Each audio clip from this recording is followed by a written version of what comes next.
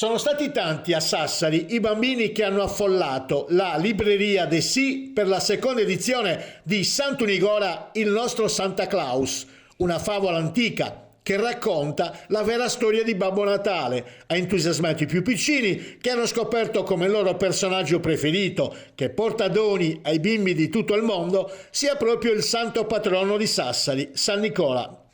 Il pomeriggio poi è andato avanti con successo grazie alle tante famiglie accorse per ascoltare i cori di Natale e per assistere a giochi e performance itineranti che hanno avuto come protagonisti i personaggi della tradizione sarda in una serata di teatro diffuso che ha animato il centro storico di Sassari, facendo riscoprire storie e tradizioni ormai quasi dimenticate.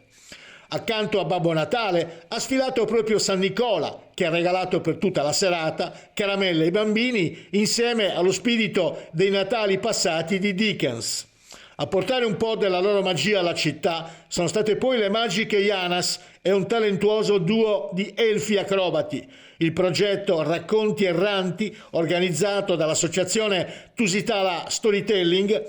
in collaborazione con l'associazione Il Corso, è stato realizzato con il patrocinio e il contributo del Comune di Sassari e la Fondazione di Sardegna, portando in città la magia del Natale. Applausi per i cori vittoriani del Lolek Vocal Ensemble, diretto da Barbara Agnello, e le performance degli artisti di Tusitala Storytelling e ABC Animazione, con i costumi curati da Fabio Loi. Gettonatissime le postazioni trucca bimbi e gli spettacoli di animazione Micromagia e Bolle Giganti, curati dall'associazione Animagorie, che ha concluso la serata in Piazza Tola insieme ai bellissimi cori dell'associazione Amici del Canto Sardo.